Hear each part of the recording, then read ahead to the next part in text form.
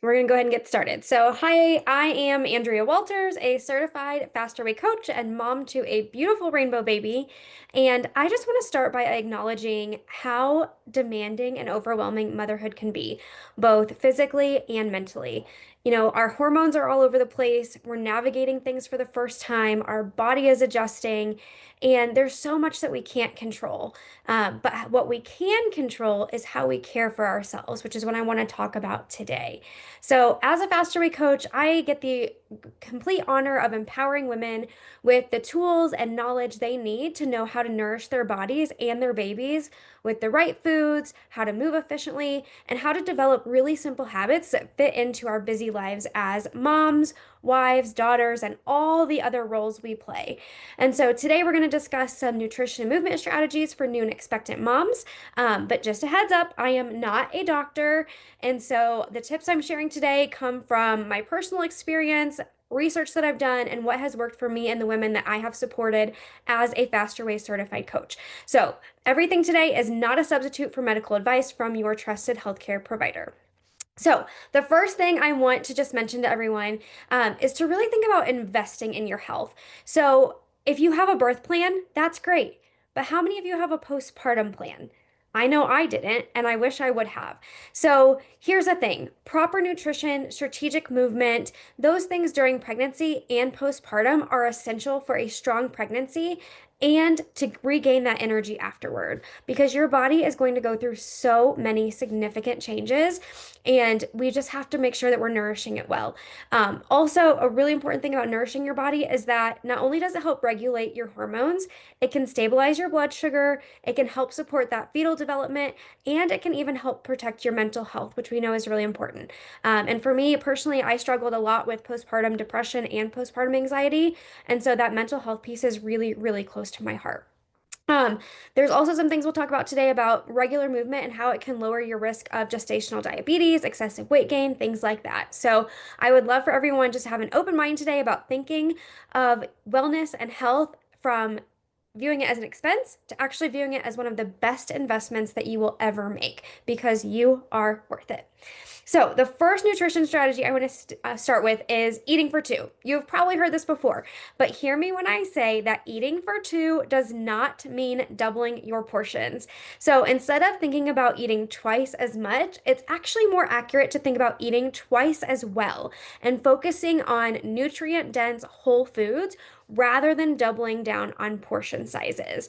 Now, I see a few of you here. So, has anyone heard of postpartum depletion? I'm going to check the chat, or you can raise your hand.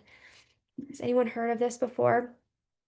Doesn't look like it. Okay, so postpartum depletion basically refers to this persistent physical, emotional, and hormonal exhaustion that a lot of women face after giving birth, and it's caused by not getting enough of the right nutrients.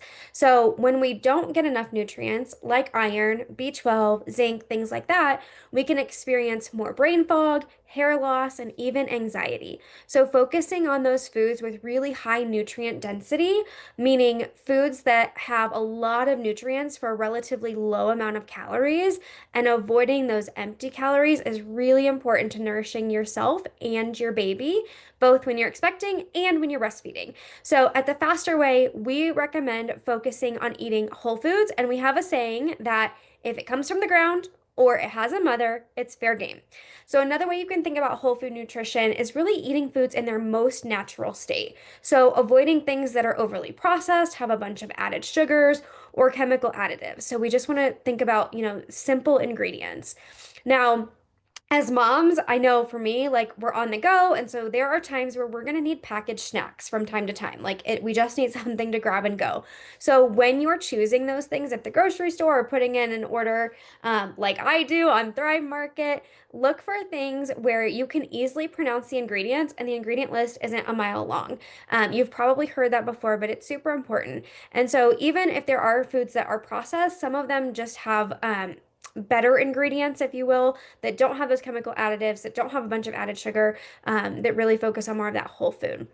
So the key takeaway here is that when you are eating for two, whether you are pregnant or breastfeeding, is to focus on the quality of food that you're consuming and eat foods in their most natural state as possible. So we want to make sure that we're providing your body with those key vitamins and minerals that are essential in pregnancy and postpartum. So if you're sitting there and you're thinking, okay, great, well, eat more, but like how much do I actually need? Well, that's a question for your doctor, but you likely do need extra calories when you are pregnant or nursing. However, it's very easy to overeat, which can lead to excessive weight gain. It can cause complications like gestational diabetes and preeclampsia. So while I can't sit here and tell you exactly how many extra calories you need because every woman and every pregnancy and every body is different, especially if you're expecting multiples or if you're already overweight or underweight, you really need to consult with your OBGYN. But general recommendations are about an extra 200 to 400 calories a day in the second trimester and then 300 to 500 calories per day in that third trimester. And then again, about 500 if you are planning to breastfeed or pump to help support that milk production. And I think at first glance, those calories sound like a lot to people, but I'm going to give you an example. So if we get one serving of almond milk yogurt, we add some peanut butter to it and a few slices of banana, that right there is roughly 400 to 450 calories. And that's just a snack. So it really does not take much to get those extra calories in. So we really want to focus on eating those whole foods in their most natural state. Now, I know if you're currently pregnant, you are likely having some pretty intense cravings from time to time. I know I did. And if you are breastfeeding or pumping, you probably know what it's like to have that intense hunger hit in the middle of a nursing session. And so, my next tip for you is to make smart swaps as often as you can. Now, that's not to say that you have to give up all of your favorite foods and indulgences, but try to enjoy those treats sparingly and swap out those unhealthy foods for healthier options when you can while you're growing or feeding that beautiful baby of yours. And, it's okay to have a treat day every now and then. In the faster way, Saturday is kind of our designated treat day. And notice that I said treat and not cheat. And that's one of the things that I want to talk about too is just mindset and how we view food and how we view what we're doing to help our body. So when we use the word cheat, it has kind of that negative connotation. But when we think of it as a treat, then it's guilt-free because we're planning for it, we're tracking it. And then also when we kind of allow ourselves to have those indulgences every now and again, it can help us from binge eating. And so at the Faster Way, we love to incorporate treats regularly as part of a long-term healthy lifestyle. Um, but because I know, at least for me, that cravings could happen a whole lot more than once a week, you can try to make healthy swaps. Some of my favorites are instead of eating a pint of ice cream, making a homemade smoothie bowl. I love smoothie bowls. If you happen to be at the Prego Expo and came by my booth, you probably heard me talking about smoothie bowls more than once. Another thing is instead of having some kind of candy bar, doing a banana with some peanut butter, sugar-free chocolate chips, some cinnamon, things like that. Um, I loved Lucky Charms when I was pregnant, but a better option would have been eating some gluten-free granola topped with some freeze-dried strawberries. And then I know that sometimes you're on the go. And so one of my favorite swaps, instead of getting a chicken sandwich at Chick-fil-A, is getting grilled nuggets and a kale crunch salad. And so just making those healthy swaps when you can is really important. Now, when you do decide to indulge in that treat, I want you to write this down is try not to fall into the what the hell effect. If you've never heard of this, Google it. But the what the hell effect is basically a psychological phenomenon where you just go crazy and indulge way more than you should or want to because you've already had a minor setback or failure. So that might look like, and then you try to rationalize it too. So that might look like, okay, I'm gonna go grab two Oreos out of the pantry. I eat my two Oreos, I go sit down. I'm like, I kind of want two more. I get up, I go eat another two. I do this a couple times and then I'm like, screw it. I've already eaten way more than I wanted to. Let me just take the whole pack of Oreos. I'm going to finish off the sleeve so that way they're not here tomorrow and not a temptation. That's the what the hell effect. And that can happen really easily, pregnant and postpartum, because we get those intense hunger cravings. And so just kind of keep that in mind that if you find yourself in that what the hell effect state, to stop yourself right there, make a swap, make a smart choice, and then just keep going. Don't beat yourself up about it. Just try to spot it, swap it, and continue on. Um, so I also want to talk about the fact that eating foods in their most natural state as moms can be really difficult because we're always on the go. Maybe you get stuck in traffic on your way home from the doctor's office. Maybe you're nap trapped with the cutest bundle of joy in your lap. But things just come up. And so what we can do is we can prepare ourselves by having good, nourishing foods within reach. So my next tip for you is to set yourself up for success with healthy grab and go snacks, whether that is a stash in your purse. I like to have a little basket next to my nursing chair so that everything's right there. In your refrigerator, your pantry, having those healthy snacks is there. So I like to keep snacks in my bin that are rich in fiber, have some healthy fats, some protein, so I have a little bit of everything that I can just grab. Now, another thing about snacks is that if you're currently expecting, as your baby grows and you kind of get more uncomfortable, eating those large meals may not sound appealing. So, having those snacks, those quick snacks that can kind of help stabilize your blood sugar and help prevent some of those crashes is really important. So, wherever you think you are going to be posted up nursing or sitting during naps or whatever purse you're going to be taking places, have those healthy snacks ready to go that aren't highly processed and that don't have a ton of added sugar. So, some of my favorites, I love the Soli fruit jerky. They're literally one or two ingredients. I like the pineapple and the mango raspberry. The Bear brand, Bare, they have crunchy apple chips and banana chips and coconut. The Rind brand has chewy dried fruit that I really like. I like the Orchard blend and the strawberry.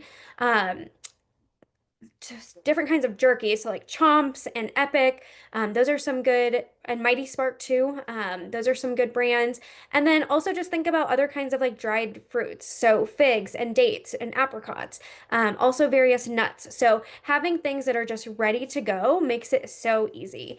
And then when you think about what's in your refrigerator, things like carrots and hummus typically last, a couple weeks, which is great. Celery with peanut butter, unsweetened yogurt, berries, those kind of things that you can just kind of go and that don't take a lot of prep. So the key takeaway here is that setting yourself up for success by having those healthy snacks waiting and ready for you makes eating healthier the default, not the exception. Because when those nourishing foods are just within arm's reach, you'll eat better without even thinking about it. And that is a huge win. Now, another thing I want you to write down is that carbs are your allies, not your enemies. So, when you are not sleeping through the night, if you're like me, navigating those hormonal shifts, your carbohydrates actually fuel your brain, regulate your blood sugar. They help fight some of that fatigue and they provide quick energy to your body. And then carbs also really help support your baby's growth and brain development. So even though for years diet culture has kind of created this stigma around carbs being bad for you, your body actually needs carbs to function at its best. And so another thing that I want to talk about with carbs is the importance of fiber. And so most women drastically undereat fiber. So fiber-rich carbs are going to be things like sweet potatoes and oatmeal and berries. And these are things that really keep your energy steady instead of causing those major crashes, which can help balance your mood and curb some of those intense cravings. And then fiber also really helps improve digestion and supports gut health and helps prevent constipation, which is a very common issue during pregnancy and postpartum. So it's really important to focus on fiber. At the Faster Way, our goal is trying to get at least 25 grams a day, but ideally we want people working up to about 40 grams. And to kind of put some science behind that, the American Pregnancy Association actually recommends consuming 25 to 30 grams of fiber per day. And to give you an example, when I first started out of looking at all of my fiber and tracking my food, I was at about 10 grams a day. Really, really low. And it's very common with my clients that I see just drastically under eating that fiber. So as you start focusing on fiber, do it slowly because if you get too much fiber too fast, it's going to cause some discomfort. And so it's important to make sure that you're well hydrated and then also to kind of like gradually increase that fiber intake. Now, another thing I want to say about nutrition, because we've talked a lot about the different kinds of foods, is actually eating. And so, one strategy is to feed yourself first, literally. Like, not every time, but at least once a day. plate your food before everyone else and like sit down and enjoy your meal. Because as you get closer to your due date and you begin to nest, it's so easy to get hyper focused on your to-do list and forget to eat real food. And then once baby comes, you're kind of in that like new mom fog. You're taking care of everyone else. You're worrying about, nursing on time and changing diapers and all the things. And so when you feed yourself first, when you kind of slow down and take a minute to eat, you signal to your nervous system, like, I'm safe, I'm not in danger. And so that response in your brain can kind of slow down a little bit, calm down. And so that's really important for digestion and hormone balance and milk production and all the things that we want to have going well for you in pregnancy and postpartum. So feeding yourself first at least once a day is really great. Now, we've talked a lot about food, and at the Faster Way, we do like to track our food to make sure we're getting enough of the right nutrients. But one little secret that I have for you is tracking how you feel after eating, not just what you're eating. So, when you're pregnant, and even just generally as women, we're told eat healthy or get enough nutrients. But rarely are we taught to actually pay attention to how our body responds to certain foods. And so this is something I really like to focus on with my clients. So tuning into your body allows you to gain that understanding of which foods you might have sensitivities to. So, tracking what you eat and how your body feels afterwards can help you identify things like inflammation or blood sugar swings, or even which foods you might have a sensitivity to. So, keep a short log 30 to 60 minutes after you eat something. Do you feel energized? Do you feel bloated? Are you sleepy or anxious? Does your stomach hurt? And then also track how you're feeling a few days after. Do your joints ache? Do you have trouble sleeping? Did you get a headache? So, those subtle patterns can reveal some blood sugar imbalances or possible intolerances.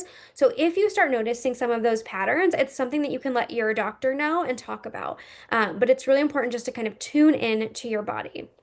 Now, tuning into your body, I also want to take a minute to talk about hydration.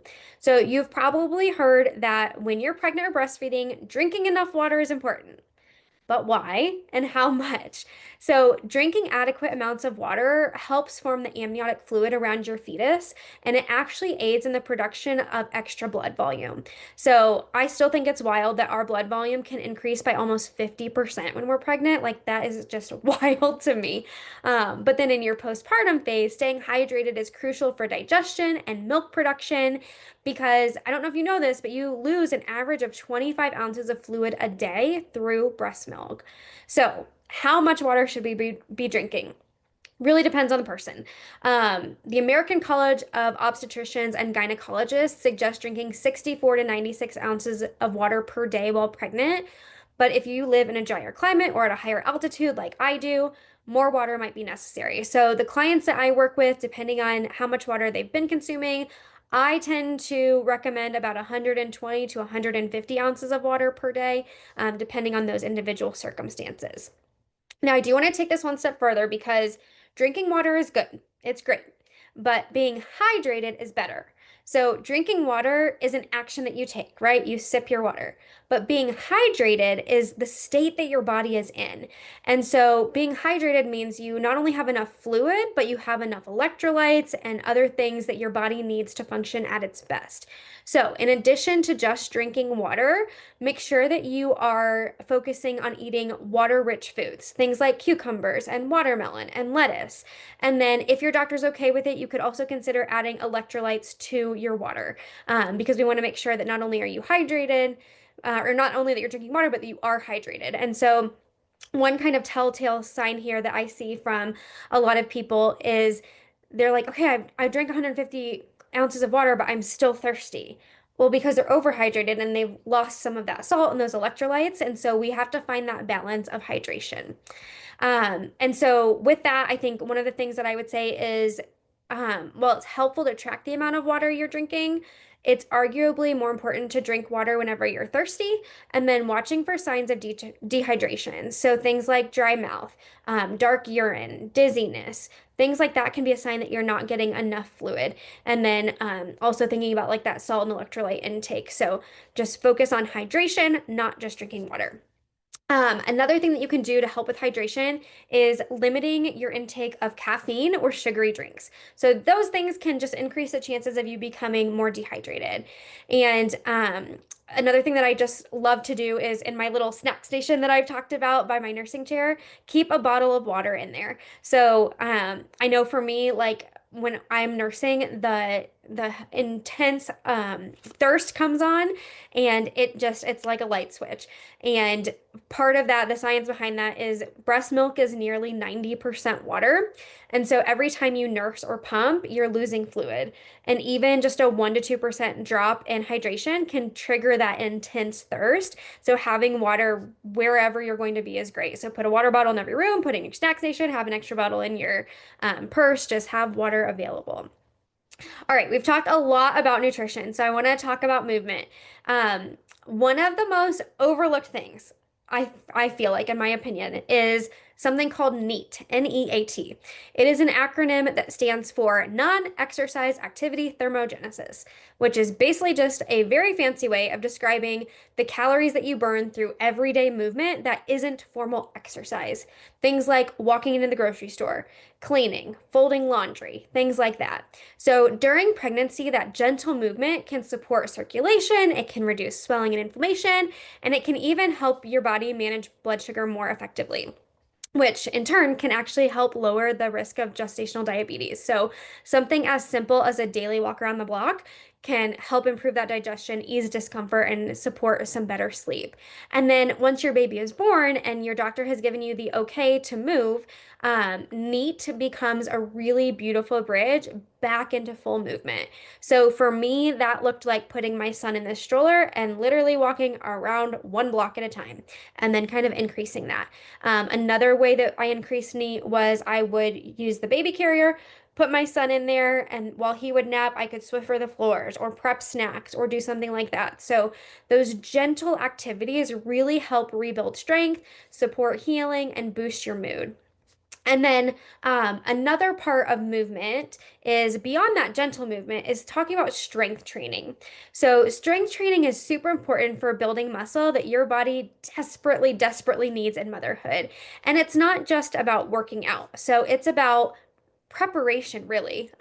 So thinking about like building your back strength and your core strength that you need to help reduce back pain as your center of gravity shifts and your belly gets bigger. It's about building that pelvic floor stability that you need to support your growing belly, and then postpartum to help prevent that incontinence. It's about supporting circulation and helping regulate blood sugar. And so building strength and doing strength training doesn't mean like bulking up. It's just getting you prepared for life. And so when your provider clears you for movement and exercises, moving from those gentle strength exercises, into things that with a little bit heavier weight or a little bit more resistance can help you rebuild that core strength. It can help improve your posture. Take it from me, after hours of nursing, you're hunched over or rocking, you get that nagging back and shoulder pain. And so strength training helps us kind of deal with that. And then another part of movement is functional strength training. So, functional strength training are things that mimic real life activities. So, for example, if you've never heard of bicep 21s, you kind of bring your arms up part way and then all the way up and then do full up and downs. And that's really great for carrying a car seat because while the car seat itself may only be 10 pounds, add your 15-pound baby in there and you're now lugging around 25 pounds. That takes some muscle. Another functional movement, shoulder presses. These are great for building the endurance needed for baby airplanes. Like, I don't know about you, but the big gummy grin and the giggles when doing airplanes, like you never want it to stop. So having enough strength to be able to do it over and over and over again, that repetitive motion is really important. So strength training isn't just about pushing your body to the max. It's really about supporting your changing body and caring for it at each stage. Um, and let me see how I'm doing on time. Okay, I'm gonna try to fly through these last few. So another thing I want to talk about with kind of your changing body is to embrace your body and don't try to bounce back too quickly. I know for me, I gained a lot of weight while pregnant. I am 4 feet 10 inches tall, and a week before I gave birth, I weighed in at 175 pounds, which was a lot for me. It's the most I'd ever weighed, and I really wanted to get it back. But the one thing that I will say is do not try to bounce back too quickly because if you do, it can jeopardize your milk supply. And what I tell my postpartum clients is that The pursuit of fat loss should never jeopardize your ability to feed your baby if that's important to you. So, generally, we want to wait a few months for your milk supply to be firmly established before even trying to lose some of that fat, and making sure that you're really prioritizing nourishing your baby. Um, the other thing I would say about that is you've probably heard that breastfeeding burns calories, and it does. But there's a difference between burning calories and burning fat. And so that's something that we really focus on in the faster way. And also, I want to talk about, you're in this season of change. And so you want to bounce back, but you also know you need to kind of take it slow. And so while you're in this season of change, celebrate all of your wins. No matter how big, no matter how small, focus on those small, repeatable habits because becoming a mom takes a lot of effort, a lot of time, a lot of mind share. So one walk around the block, great. That's awesome. One balanced meal, even better. Did you get natural sunlight for the first 30 minutes of the day after waking up? Like, fantastic. So focus on what you can do in this season and don't try to do it all. Um, and thinking about seasons too, we are heading into fall, and so we're going to have a lot less sunlight. And so, one thing that I would love to bring up, and have you all write down is to look into vitamin D deficiency and its linked to postpartum depression. So, as someone who personally struggled with severe postpartum depression and anxiety, I wish there were some things I would have known of things I could have done to help prepare, for my postpartum period. And so I'll just say this, there are studies, that indicate that low vitamin D levels during pregnancy can have a significant, risk on basically preventing or recovering from, postpartum depression. So, correcting those deficiencies can help with that, transition. So, look into vitamin D deficiencies and try to get natural sunlight and eat foods with vitamin D when you can. Um, Now, this season, I also want to just say, it can be so overwhelming. And so, if anything we talked about today spoke to you and you want help or you want accountability, I would love to invite you into the faster way. For me, it just completely changed my life of being able to get into a program that met me where I was at and not having to have the all or nothing mentality because that's what kept me stuck for a long time. And so my job is truly to help people tailor the faster way for their individual needs, their goals, and especially because what you need when you are 3 months pregnant is likely very different than what you need at 9 months postpartum. So I am here to help navigate that and for the long haul if that's something you're interested in.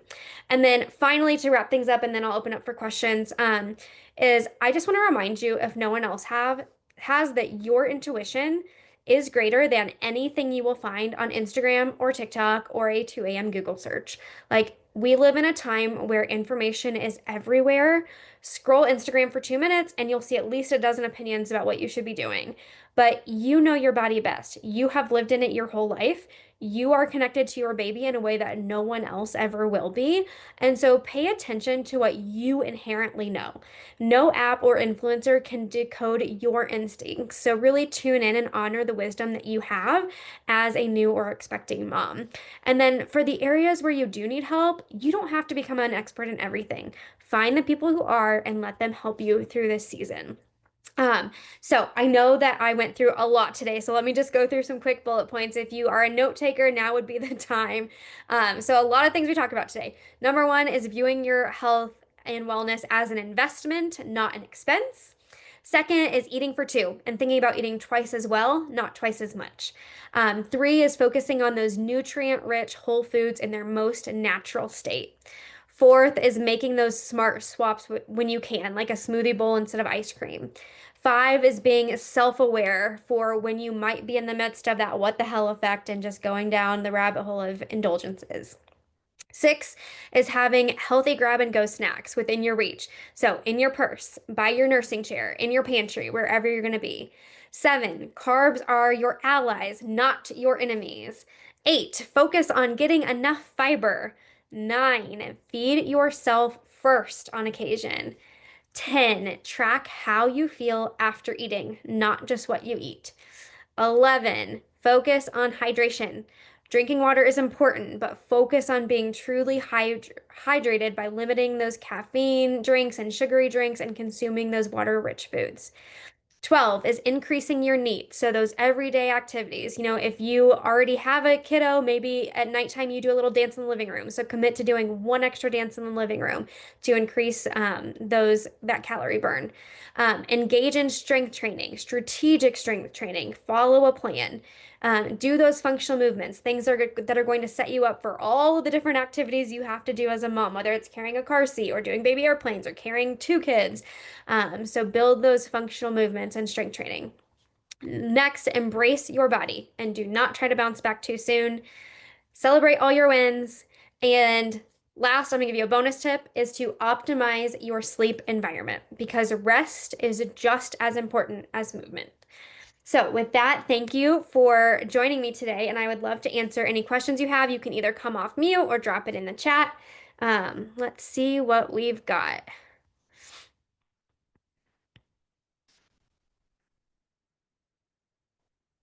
Anybody?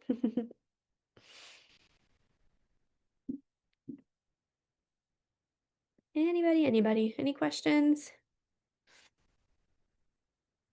All right, well, I'm going to drop two links in the chat. If you are interested in learning more about Faster Way, we have a new client experience, and then we also have a postpartum program. So I've dropped links in there if you are interested.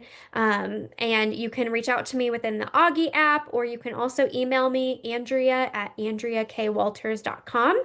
And I would love to support you in whatever way I can. And if you are here, I assume that you are a new or expecting mother. So congratulations, and thanks for being here.